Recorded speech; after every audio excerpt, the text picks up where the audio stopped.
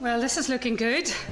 This is looking good. We've obviously got an action woman on the job in terms of implementing the UN resolutions in Ireland and on both sides, both parts of the island. The NAP as a living document, as an ongoing dynamic, and the changing nature of that document, and the fact that it's a collective activity of us all, both the work of CSOs, but also CSOs deliver through government funding as well. And even though it's a UN member state responsibility, and that has been led by the Department of Foreign Affairs and Trade and by the Conflict Resolution Unit in the Department of Foreign Affairs and Trade, it is quite difficult joining up all the elements even within one department, never mind between departments. And that doesn't just go for the NAP, it goes right across in a whole lot of policy fields, and we recognise it in Northern Ireland as well as here. But I think we are challenged. To see how we can all work collectively to make this better. And obviously, Liz is going to ensure that happens as far as she possibly can. And I suppose some of the lessons between the UN level and the other level I know in speaking to the permanent mission at the UN that one is working in a collaborative effort with other member states, and you give leadership and you drive, but you can't always ensure that they do the kind of thing that you are committed to. So it's always that negotiation that I think Liz is also pointing out here domestically at home. I'm very pleased to introduce Avila Kilmurray, who is the Director of the Community Foundation for Northern Ireland. The Foundation is an independent charitable grant-making organisation with a mission to drive social change. Avila has had a long history on grassroots work, working in community work in Derry, the community education project in the old Magee that became part of the University of Ulster eventually, and on a range of anti-poverty initiatives, and she was involved in establishing Women's Aid. She worked for the Northern Ireland Council for Voluntary Action, which is the umbrella organisation of NGOs, and the coordinator of the Rural Action Project, lest you think that she only is a city girl from Dublin originally. She does have some rural pedigree as well. And not only in NGOs, but she was the first women's officer of the Transport and General Workers Union and has served on the Northern Ireland Committee and the Executive Committee of the Irish Congress of Trade Unions. Avila.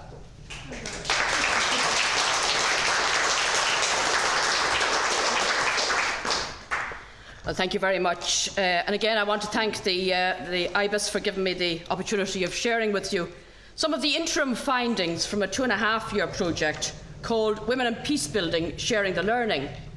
And this project is a partnership of the Women's Resource and Development Agency, WRDA, from Northern Ireland, the National Women's Council of Ireland from the south here, and the Community Foundation for Northern Ireland, which has been involved in supporting community-based women's groups since 1980.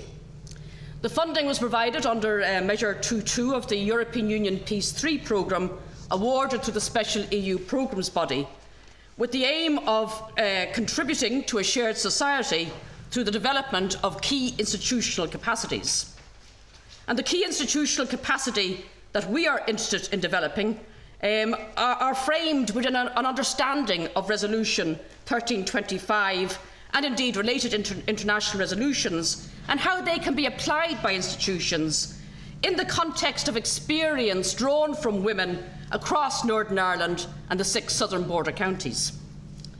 The policy context for the development of this project was the commitment noted in the Belfast Good Friday Agreement almost exactly 15 years ago for the promotion of the representation of women in decision-making. However, from the work of the 3 partner organisations, it was clear that, if anything, there was less institutional interest in the development of community-based work for women, and alongside this, declining resources available. Furthermore, where any official attention was paid to the agreement commitment, it was limited to a vague interpretation of the involvement of women within formal representative democracy, i.e. elected representatives, rather than examining the potential contribution of participative democracy, That was so important during the years of the Troubles, and indeed throughout the 1990s and early 2000s, during the years of our stuttering transition out of violence. In addition to this, we quickly found, as Anne referred to, that the official narrative of the British government remained that the Northern Ireland conflict was an aggravated crime wave, rather than a political struggle or a war or whatever other denomination you want to put it into, which actually means that they reject the application of Resolution 1325 to developments in Northern Ireland. This position reflects an even deeper fault line in the peace process that has otherwise been so successful. There was no discussion, and as part of the Women's Coalition, along with Brona and many others here, I was party to those discussions. There was no discussion about the causes and nature of the conflict for the agreement that we eventually came up with. While these issues deserve greater discussion, my brief this morning is to be both brief and to focus on the lessons garnered from the series of workshop sessions that we've been holding with community-based women over the past 18 months. These seminars have drawn together women at locations in Derry, in Dundalk, in Rathcoole and Newtonabbey, in Monaghan, and 2 additional cross-border seminars held in Newry and Armagh, as well as a smaller focus group that was held in Cullyhan and South Armagh. Additional sessions are being organised in Sligo, Leitrim, Donegal, Enniskillen and Belfast over the next 9 months. And as a process of facilitated reflection and discussion is used, with the added input of a keynote speaker to encourage women to share both their experiences and their views. The seminars, North-South and cross-border, are grouped around issues related to the main pillars of 1325 and translated for practical purposes by the Women's Resource and Development Agency as violence, safety and security, women's rights as human rights, women and social justice, decision-making and representation, women and the legacies of the past, and women and institutional change. The general, rather depressing learning relates to the fact that very few community-based women, even those active in local groups, have ever heard of UN Resolution 1325, despite the app. And many expressed the view that they felt further from having any influence or impact, indeed, on institutions now than in decades past. Indeed, for some of the women attending the seminars, particularly from the Loyalist Unionist single identity areas in Newtonabbey, there had been very little knowledge, let alone involvement, in the broader women's sector. Whereas in other areas like South Armagh, where there had been an active involvement over many years in community action, there was now a marked sense of increased marginalisation and silencing, loss of voice. With regard to the seminar's findings on the theme of violence, community safety and security, much clearly depended on the factors relating to the age and community context of the women involved in the discussions. However, a number of points in summary. There was concern at the breakdown in the social cohesion of communities, which ironically the previous state of conflict had often enhanced. There was now a greater insecurity, notwithstanding the dramatically increased acceptance of policing in Northern Ireland. There were increased intergenerational fears expressed and concern at the feelings of hopelessness and alienation demonstrated by young people in these deprived areas, resulting in many glorifying previous years of violence. There were concerns raised about the massively increased levels that was felt of domestic violence, both during the Northern and Southern meetings, particularly as it impacted on younger women. Concern was expressed about the continued dependence on prescription drugs that had been so readily prescribed by doctors, particularly in the North during the Troubles, in order to try and enable people to cope with the ongoing abnormality. And a call for mental and emotional health initiatives to enhance feelings of individual security. Finally, there was a belief that during the years of violence, there had been an intense sense of communal fear. Now fear was more individualised in nature, which actually makes it harder to address.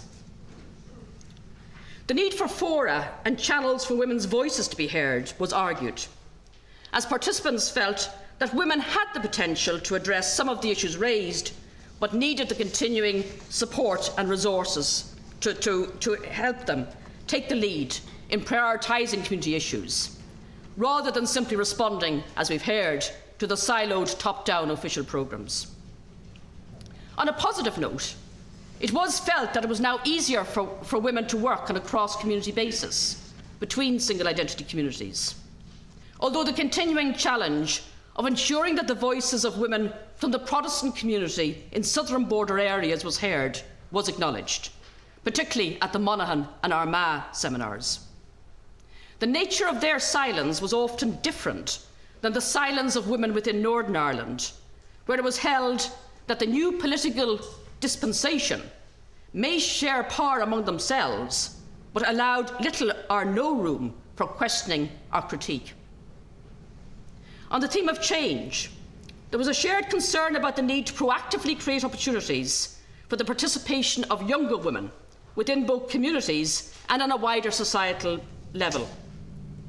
Possible mechanisms whereby older women could mentor younger women were discussed, but there was also an acute awareness of the deep differences in opportunities as between those young women who were educated and had career and income potential compared to those who were effectively caught within cycles of poverty, low educational attainment and deprivation. It was felt that the programmes of economic and social recovery from the Troubles, largely funded through the European Union, had not sufficiently addressed this challenge. It was further suggested that the educational system did little to address the legacies of the past, let alone current, ongoing community segregation, which in some cases has got worse.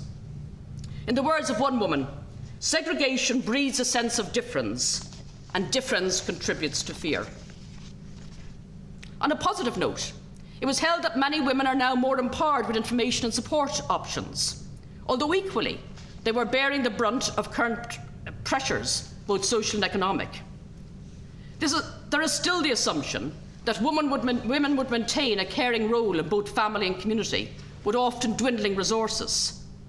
In some cases, concerns were noted about how this role had been stretched as a result of the unaddressed legacies of the Troubles, looking after people that were survivors and victims in whatever guise, still taking primary responsibility in fearing for younger family members if they became involved in any activities that might be deemed locally as antisocial, absorbing often the angst of unresolved truth and justice issues. Concern was also expressed that decision-making structures and positions have become overly owned by one or other political party or organisation. One comment summed up a range of views when it was asserted that at both the local and macro political level, decision-making needs to be stripped back and opened up, a view that was expressed both in Dundalk and in the north. And then there was the sense of institutional change fatigue. So much has changed since the Good Friday Agreement that at both political and institutional levels the response was often, "What? You want us to do more?" But the reality remains that community-based women from disadvantaged areas, which incidentally were also the areas that suffered the brunt of the conflict, had experienced only limited change in terms particularly of levels of participation and a say in effective decision-making. In conclusion then, the Women and Peacebuilding Initiative is continuing to ask two main questions. Do you feel women's lives are better or worse now than 15 years ago? And if so, in what ways? And what stops you from doing what you want to do in your life? What would you change? The second stage of the project is to take these voices and relate what they're telling us to the four main pillars of Resolution 1325. We are being helped in this process by a number of inputs from women activists from other divided societies, outlining their experiences, though often we recognise that they are very different. To date, we've had speakers from the Neelam Tiruchevalam Trust in Sri Lanka and the Women's Reconstruction Fund in Serbia.